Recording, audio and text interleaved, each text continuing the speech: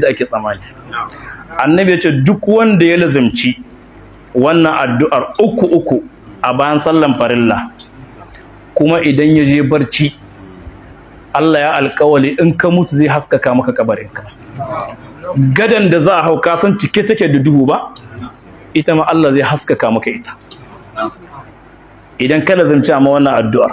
Allahu akbar kabira, adad ash-shaf'i wal witr wa kalimati llahi at-tammat at-tayyibat al-mubarakat wa la ilaha illa Allah, adad ash-shaf'i wal witr wa kalimati llahi at-tammat at-tayyibat al-mubarakat. So uku a duk bayan sallan farilla ka maimaita. In ka je barci ka maimaita wannan addu'ar.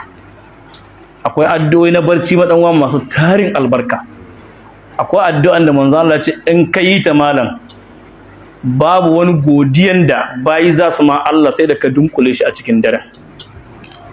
Dan Allah ka duba malam abu mai sauki, amma annabi ba da jima yayi bayani. Yace gagara basa amma wa fa'iluhunna qalil. Mai yin su malam ɗan kaɗan ne malam, bai wuce a garin Difa a kilga mutum 3 mutum 4 kawai, sauran duk gafala ne malam. Na'am, wannan addu'ar in ka zo barci za ka yi ta. Alhamdulillahi allazi kafani wa awani, alhamdulillahi allazi at'amani wa saqani, alhamdulillahi allazi manna alayya wa afdal, Allahumma inni as'aluka bi'izzatika an tunajjiyani minan nar. Amma sauki mal. Annabi ya ce in kai wannan addu'ar faqad ataita bi kulli mahamidil khalq. Dukkan wani godiyan da baya kuma sai ma Allah sai da kai shi a cikin daren sannan kai barci. Malam dan Allah ka mutu akan wannan. Na'am.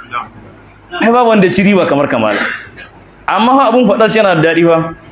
Amma wallahi aiki da shi fa akwai shaydan malam. Wallahi kuna ta gwagwarmiya da shi malam, kana ja yana ja. Baya barci kuma. Yanzu ne zai mantar da ka sai kai wata 5 ba kai ba.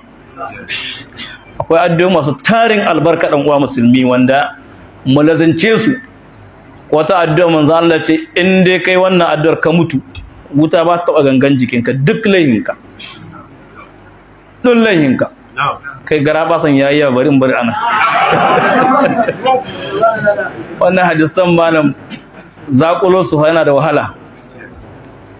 Sai ka je irin su musannaf na Ibn Abi Shayba, wallahi littafin akwai ghara'ib a cikin malam.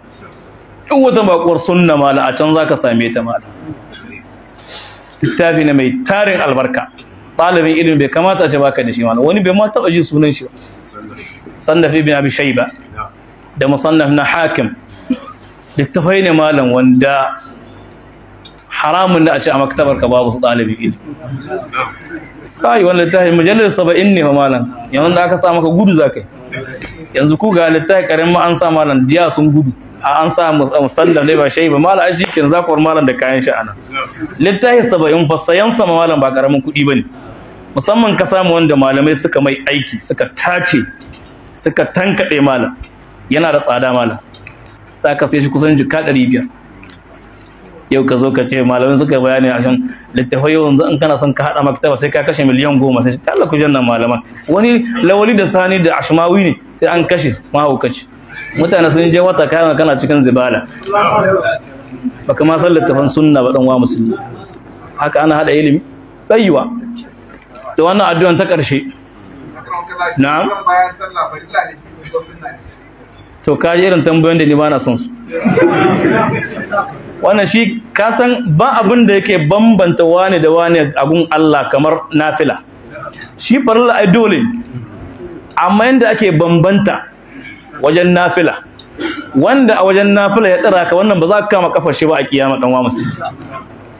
Dan ba yanda za a mutum ya inganta nafila ba tare da inganta farilla ba. Duk wanda kaga yana lazantar nafilfili to wannan farillar ta inganta. Idan musiba ta tinkare shi za ta taɓa nafilan sai ta tsaya. Amma kai mai farillan kawai idan ta zo kurun za ta dake farillan da sai ta buga zuciyar. Kai sai ta raba ka da Allah. Dan haka ana son kamun aje gurin farilla akwai shamaki mai dimbin yawa. In suka zo su tsaya akan nafilan kamun su gurin farilla babu hanyar shiga. To dan haka dan wa musulmi nafila ba abun bari bane malam. Yanzu duk wannan hadisan da muka kawo malam ai ba wajibi. amma Allah zai haskaka ma kabarinka, zai haskaka maka gada dan uwa musulmi. Kuma ka karanta wannan, wuta ba za ta taɓa gangan jikinka ba, dan shiga wuta daban, taɓa gangan jikinka daban, ba za ta taɓa gangan jiki in dai ka lazimci wannan addu'ar ka mutu a kansa. Wa zai kama wannan addu'ar? Na'am, kai ahlus sunna, an yi jana'izar sunna a garin Difa. Na la abadan, ina bismaka Allahumma, to shikenan ba zan bayar ba. A tunda dai ba ku da himma, wallahi garin nan malam, Allah ya muku albarkar hadisai malam, wanda kai ba alfahari ba, gurare ko Saudiya man kaje wasu hadisan ba ka je su, amma da yawa daga cikin ku san wannan alherin ba, sun gafala ko ba ka ba. To don haka dan wa musulmi, wannan addu'ar mu barta sai wata rana.